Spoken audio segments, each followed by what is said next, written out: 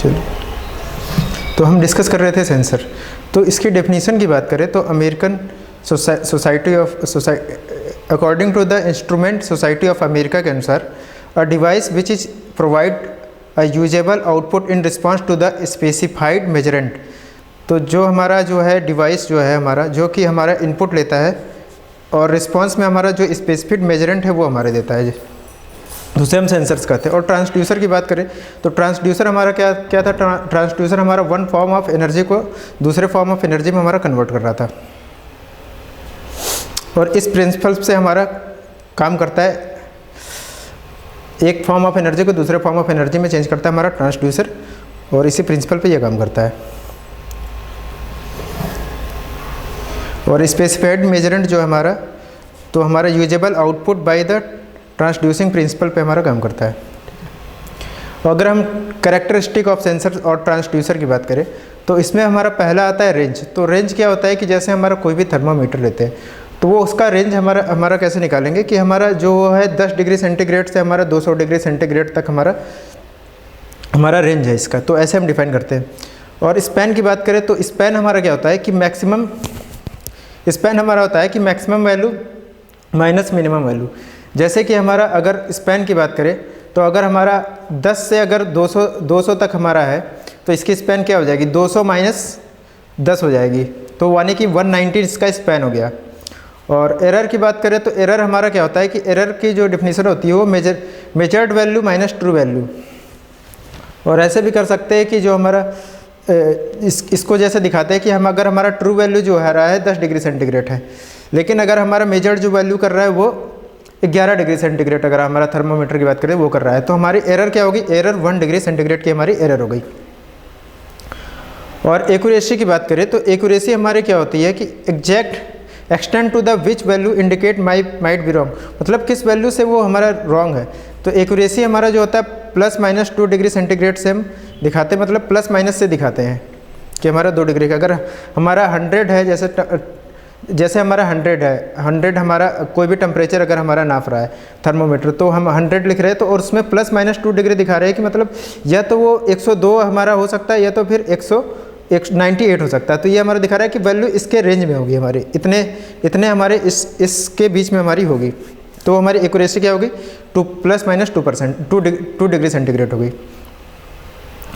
और इसको हम फुल रेंज से भी दिखाते हैं। फुल रेंज मतलब अगर हमारा है कि 0 to 200 डिग्री सेंटीग्रेड है और एक्यूरेसी हमारी प्लस माइनस 5% है हमारा फुल रेंज में अगर दिखा रहे हैं तो हमारा 2000 का जो हमारा 5% है यानी कि 100 हमारा प्लस माइनस हमारा 100 होगा हमारा एक्यूरेसी, अगर इस तरह से हम देखें तो।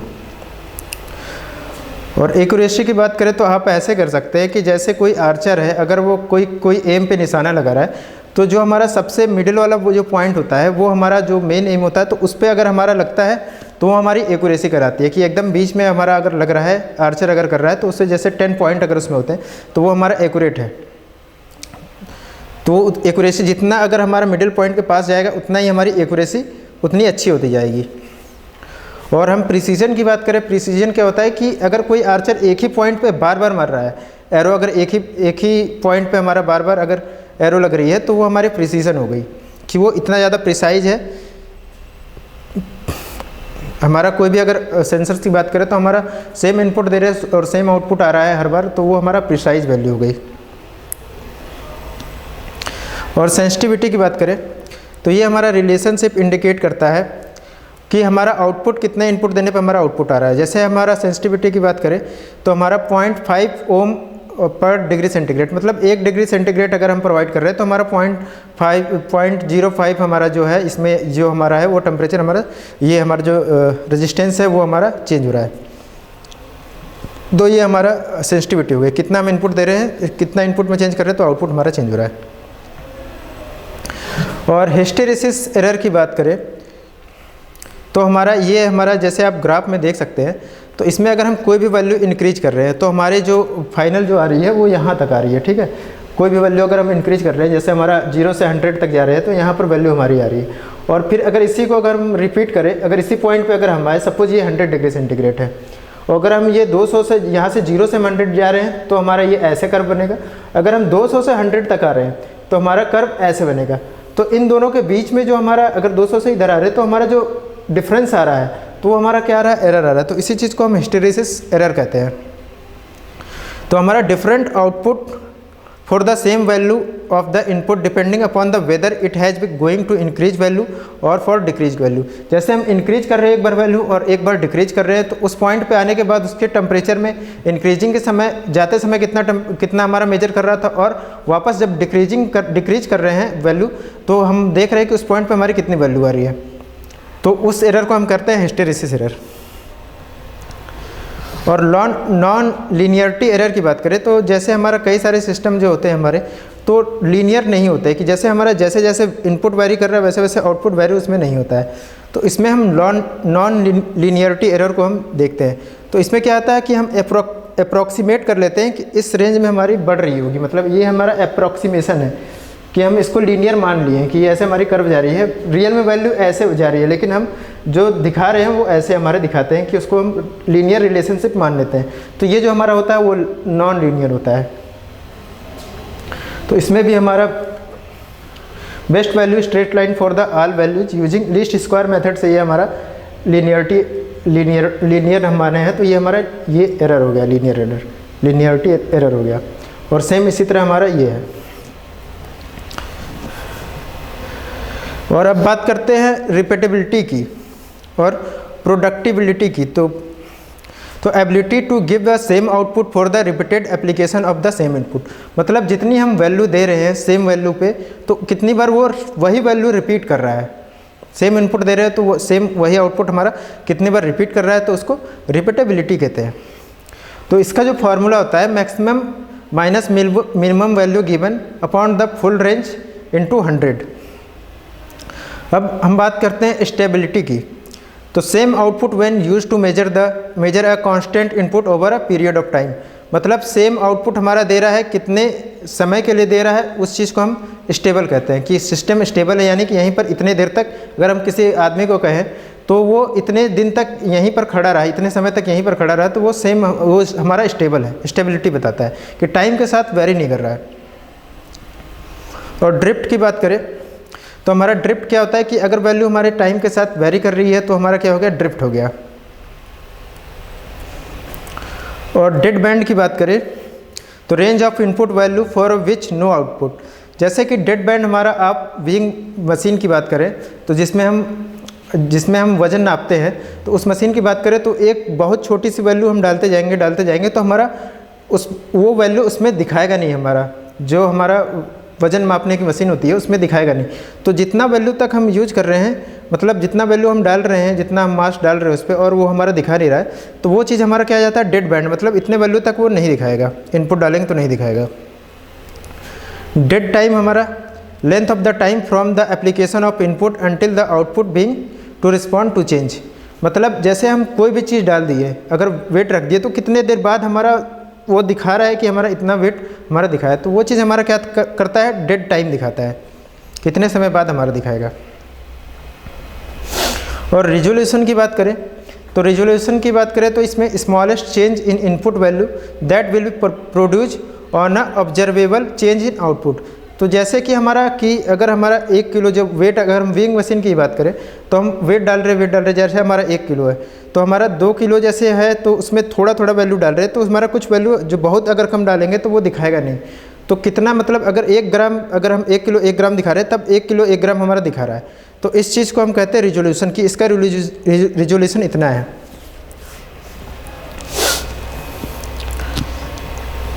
तो हमारा जितना हम स्मॉलेस्ट वैल्यू डालें तो ताकि हमारा आउटपुट दिखाए, तो उस चीज़ को हम रेजोल्यूशन कहते हैं। और हम बात करें क्लासिफिकेशन ऑफ सेंसर्स की और ट्रांसड्यूसर की और एप्लीकेशन ऑफ मैन्युफैक्चरिंग में, तो हमारा डिस्प्लेसमेंट कई सारी चीज़ों की यूज होते हैं। जैसे हमारा डिस्प्लेसमेंट के लिए हमारा डिस्प्लेसमेंट पोजीशन और प्रॉक्सिमिटी सेंसर्स हमारे यूज होते हैं। तो इसमें हमारा क्या होता है, पोटेंशियोमीटर यूज होता है हमारा डिस्प्लेसमेंट बताने के लिए, एंगुलर और हमारा लीनियर डिस्प्लेसमेंट के लिए, और हमारा स्ट्रेन गेज, कैपेसिटिव एलिमेंट और कैपेसिटिव सेंसर भी इसको कहते हैं। और डिफरेंशियल ट्रांसफार्मर्स में हमारे 2 आते हैं, एलवीडीटी आता है, लीनियर वेरिएबल डिफरेंशियल ट्रांसफार्मर, और हमारा रोटरी वेरिएबल डिफरेंशियल ट्रांसफार्मर आता है, LVDT और RVDT आता है हमारा। और उसके बाद हमारा आता है AD current proximity sensor, inductive proximity switch, optical encoders, pneumatic sensors, hall effect sensors, ये हमारे आते हैं डिस्प्लेसमेंट, पोजीशन और प्रॉक्सिमिटी सेंसर्स में आते हैं। और हम वेलोसिटी और मोशन की बात करें तो इसमें क्या आते हैं हमारे इंक्रीमेंटल इनकोडर आते हैं और टैकोमीटर आते हैं और पायरो इलेक्ट्रिक सेंसर्स आते हैं। तो ये जो आप देख रहे होंगे ये रेड कलर से, ये आपके सिलेबस में है इसलिए इन्हें रेड किया गया, ये हम आगे डिस्कस करेंगे। और टेम्परेचर की बात करें तो टेम्परेचर नापने के लिए हमारे क्या क्या यूज होते हैं, बाईमेटालिक स्ट्रिप यूज होते हैं, रेजिस्टेंस टेम्परेचर डिटेक्टर यूज होते हैं, थर्मिस्टर यूज होते हैं, थर्मोडायोड एंड ट्रांजिस्टर्स यूज होते हैं, thermocouple, light sensor, photo diodes और फोटो रजिस्टर हमारे यूज होते हैं। और फोर्स के लिए हमारा लोड सेल्स यूज होते हैं। फ्लूइड प्रेशर की बात करें तो उसमें हम डायफ्राम प्रेशर गेज हमारा यूज होता है, कैप्सूल, बिलो और प्रेशर ट्यूब से हमारे यूज होते हैं। और पीजो इलेक्ट्रिक सेंसर और टैक्टाइल सेंसर हमारे प्रेशर, फ्लूइड के प्रेशर नापने में हमारे यूज होते हैं। और लिक्विड फ्लो की बात करें तो हमारे ऑरिफिस प्लेट और टरबाइन मीटर यूज होते हैं। और लिक्विड फ्लोट लेवल की बात करें तो हमारा फ्लोट और डिफरेंशियल प्रेशर हमारे यूज होते हैं। अब हम बात करते हैं LVDT की। तो LVDT जनरली हमारा इसका फुल फॉर्म होता है लीनियर वेरिएबल डिफरेंशियल ट्रांसफार्मर। तो ये जनरली हमारे पोजीशन सेंस करने के लिए यूज होता है। तो इसमें हमारे दो पार्ट्स होते हैं, एक हमारा फिक्स केसिंग होता है और हमारा मैग्नेटिक कोर होता है। तो फिक्स पोर्शन हमारा जो होता है, फिक्स केसिंग जो आप ऊपर की तरफ देख सकते हैं वो हमारा फिक्स केसिंग है।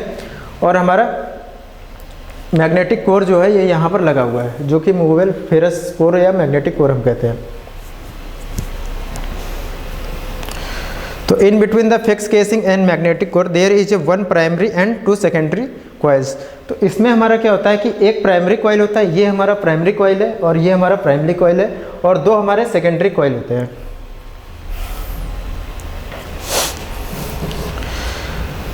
Produce the voltage output in the proportional to the displacement of the moving relative to the fix on. तो हमारा जैसे क्या होता है कि इसको कैलिब्रेट किया रहता है कि जैसे ये बीच में रहेगा तो हमारा जो वोल्टेज डिफरेंस है वो हमारा क्या रहेगा, V आउट हमारा 0 आता रहेगा। और जैसे ही मूव करेगा इसकी वोल्टेज चेंज होगी और उस हिसाब से ये पोजीशन मेजर करेगा। तो आगे डिस्कस करते हैं। तो जो V आउट है हमारा, VLS2 माइनस VLS1 हमारा है। तो जैसे ये हमारा इधर रहेगा, ये हमारा इसकी साइड होगा, तो यहाँ पर क्या होगा कि VLS2 की वैल्यू हमारी ज़्यादा होगी और हमारा इसकी वैल्यू कम होगी। तो हमारा जो है वोल्टेज हमारा जो है वो पॉजिटिव में रहेगा। और जैसे ही ये इसके नज़दीक जाएगा, इसके इस साइड रहेगा, तो यहाँ पर वैल्यू कम होगी, VLS2 की वैल्यू कम होगी और VLS1 की वैल्यू हमारी ज़्यादा होगी। तो ये चीज़ हमारी नेगेटिव में आएगा।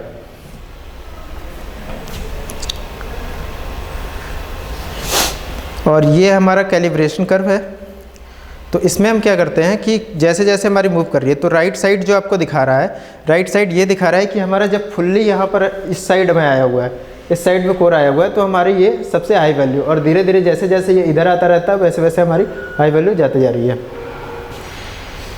और हमारा जब फुल्ली लेफ्ट में आता है तो हमारी ये हमारी VLS2 की वैल्यू हमारी बढ़ती जाती है और हमारी ये निगेटिव में आता जाएगा। तो यहाँ पर ये हमारी वैल्यू जब फुल्ली इधर होगा, और जब बीच में होगा तो हमारी यहाँ पर 0 होगी। इसको कैलिब्रेट करते हैं 0 से। और ये हमारा एक्चुअल पिक्चर है। यहाँ पर हमारा जिस चीज़ का हमारा डिस्प्लेसमेंट निकलना रहता है वो इस चीज़ से अटैच होती है, टिप से हमारे।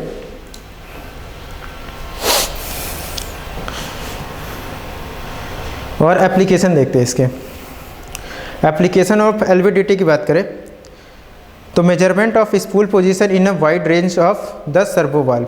तो स्पूल जो जैसे हमारा होता है कि हमारा जो वाल्व होता है तो उसमें हमारा स्पूल होता है, तो उसकी पोजीशन को कंट्रोल करते हैं जिससे कि हमारा फ्लो कंट्रोल होता है। तो फ्लो कंट्रोल वाल्व में भी LVDT को यूज करते हैं स्पूल की पोजीशन निकालने के लिए। और हमारा जैसे हो गया कि किसी भी चीज़ को डिस्प्लेसमेंट को कंट्रोल करने में हमारा यूज होता है। डिस्प्लेसमेंट हमारा बता रहा है कि किस पोजीशन पहुँचा है। जैसे हम किसी चूट से अगर बात करें कि हमारा ऑफर होता है तो उसमें हमारा कितना फ्लो अगर निकल रहा है तो उस पर हम दिखाते हैं कि इतना फ्लो, उसको डिटेक्ट करने के लिए ओपनिंग, वाल्व की ओपनिंग और क्लोजिंग के लिए हम LVDT का यूज करते हैं। और to provide the displacement feedback for the hydraulic cylinder, तो हाइड्रोलिक सिलेंडर के पिस्टन से कनेक्टेड रहता है आगे की साइड से, तो वो दिखाता है कि हमारा कितना डिस्प्लेस हुआ है, तो वहाँ पर भी हम इसे यूज करते हैं एलवीडीटी को। और to control the weight and thickness of the medicine product visualize as tablets और पिल्स, तो हमारे कितना हमारा टैबलेट्स मतलब कितनी क्वांटिटी उसमें आनी चाहिए, तो उसको भी ये कंट्रोल करता है, वेट और थिकनेस उसकी कंट्रोल करता है। कैसे कि जितना ज़्यादा हमारा अगर वेट बढ़ाना है तो उतना ज़्यादा हमारा टैबलेट्स के जो पाउडर्स होंगे वो आएंगे और उससे हम कंप्रेस करते हैं तो फिर उतने हमारे टैबलेट्स बनेंगे, उतना हमारा मास उसका बढ़ेगा टैबलेट का। तो ये उसमें भी हमारे मेडिसिन में भी हमारा यूज होता है। For the automatic inspection of the final dimension of the product being packed for dispatch, तो ये हमारा फाइनली हमारा इंस्पेक्शन आता है, फाइनल डायमेंशन ऑफ प्रोडक्ट के में भी हमारा यूज होता है। और हमारा ये मेजर करता है हमारा metal during the friction welding process, तो फ्रिक्शन वेल्डिंग में हमारा क्या होता है, जो दोनों प्लेट होती हैं तो दोनों प्लेट की हमारा डिस्टेंस मेजर करता है कि हमारा कितने पास हैं और उस हिसाब से फ्रिक्शन कितना हमारा वेल्डिंग प्रोसेस में हमारा यूज होता है। तो दोनों की पोजीशन हमारा बताता है कि प्लेट्स कितने कितने कितने नज़दीक हैं, तो इसके लिए हमारा क्या करते हैं, एलवीडीटी का यूज करते हैं, दोनों प्लेट जो होते हैं उसके डिस्टेंस बताने के लिए, मेजर करने के लिए। और to continuously monitor the fluid level as a part of leak detection system, तो फ्लूइड लेवल को मेजर करने के लिए भी हमारा एलवीडीटी यूज होता है। अब बात करते हैं एडवांटेज ऑफ एलवीडीटी की, तो इसके एडवांटेज क्या है कि smooth and wide range of operation में हमारा यूज होता है। तो इसमें हमारा क्या होता है कि ये हमारा डिस्प्लेसमेंट रेंज जो हमारा होता है तो इसका 1.25 mm से 250 mm तक हमारा मेजर करता है। हाई सेंसिटिविटी, इसकी सेंसिटिविटी काफ़ी हाई होती है।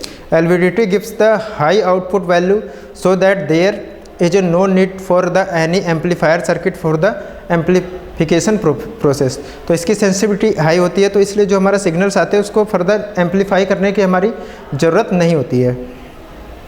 और जो हमारा लो हिस्टेरेसिस लॉसेज होता है, इसमें हिस्टेरेसिस लॉसेज की बात हमने किया था पहले भी कि हमारा जाते वक्त जितना हो रहा है एक साइड से हमारा जो इंक्रीज कर रहे हैं और हमारा वैल्यू डिक्रीज कर रहे हैं तो उस समय हमारा कितना सेम वैल्यू पे हमारा कितना डिफरेंस है, तो इसमें हिस्टेरेसिस लॉसेज भी हमारे लो होते हैं। और हमारे इसमें फ्रिक्शन लॉसेज नहीं होते हैं, लो होते हैं, बहुत कम होते हैं, क्योंकि इसमें जो मूवेबल पार्ट होता है वो हमारे टच नहीं होता डायरेक्टली। और रग्ड ऑपरेशन में हमारे यूज होते हैं, जैसे कि हमारा अगर टॉलरेंस हमारा हाई डिग्री ऑफ शॉक और वाइब्रेशन है तो उसमें भी हम यूज होता है, हमारा फ़र्क नहीं पड़ता इससे ज़्यादा। और लो पावर कंजम्पशन, हमारा एलवीडीटी जो होता है वो बहुत कम पावर कंज्यूम करता है, तो ये लो पावर हमारा इसकी एडवांटेज है कि ये लो पावर में भी हमारा काम करता है। अप्रॉक्सिम 1 वाट हमारा ऑपरेशन के समय यूज लेता है, हमारा पावर कंज्यूम करता है। और अगली बात करें हम एडवांटेज की, तो वो हमारा direct conversion to electric signal, क्योंकि ये हमारा डायरेक्ट इलेक्ट्रिकल सिग्नल में हमारा कन्वर्ट करता है, जो हमारा पोजीशन होता है तो उसे डायरेक्ट हमारा इलेक्ट्रिकल सिग्नल में कन्वर्ट कर दे रहा है। जैसे कि ये हमारा चेंज इन वोल्टेज हमारा कर रहा है, तो हमारा जो डिस्प्लेसमेंट है उसको हमारा वोल्टेज चेंज में हमारा कर रहा है, तो इस वजह से हमारा काफ़ी ज़्यादा एडवांटेज है इसके, क्योंकि हमें फर्दर सिग्नल कंडीशनिंग डिवाइसेस नहीं लगानी पड़ती हैं। और फास्ट डायनेमिक रिस्पांस होता है, क्योंकि इसमें फ्रिक्शन हमारा रहता नहीं है, फ्रिक्शन हमारा नहीं रहता है, तो फास्ट चेंज ऑफ हमारा पोजीशन जो भी रहता है, जो जैसे भी हमारा अगर पोजीशन चेंज हो रहा है तो वो तुरंत हमारा डिटेक्ट हो जाता है, रिस्पांस कर देता है सिस्टम। और डिसएडवांटेज की बात करें तो हमारा, क्योंकि इसमें मैग्नेटिक फील्ड पे भी ये काम कर रहा था हमारा, क्योंकि ये हमारा जो वर्क कर रहा था वो म्यूचुअल इंडक्शन पे आप देख सकते हैं, तो ये म्यूचुअल इंडक्शन पे हमारा काम करता है। क्योंकि हम इसमें अगर हम वोल्टेज दे रहे थे कि हम इसमें जो जनरली वोल्टेज दे रहे थे, एक चीज़ मैं भूल गया था बताना, तो यहाँ पर जनरली हम एसी वोल्टेज देते हैं, इस पर एसी वोल्टेज देते हैं और यहाँ से म्यूचुअल इंडक्शन के द्वारा हमारे इसमें जो हमारा है वो करंट हमारा प्रोड्यूस होता है वोल्टेज। तो इस चीज़ पे हम देख रहे थे कि वी आउट जो हमारा था VS2, जितना इसमें हमारा वोल्टेज प्रोड्यूस हुआ और जितना हमारा इसमें वोल्टेज प्रोड्यूस हुआ वो हमारा वी आउट आ रहा था।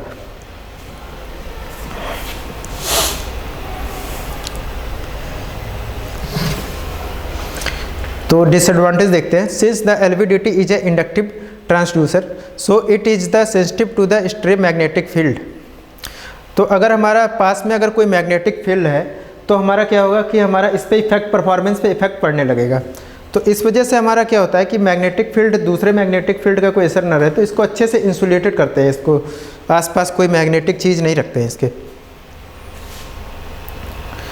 Since it is the electromagnetic device, so it is also affected by the vibration और टेम्परेचर वेरिएशन। तो ये हमारा टेम्परेचर और वाइब्रेशन से भी वेरिएंट होता है, तो इस वजह से हम, ये हमारे डिसएडवांटेज है इसके। Thank you.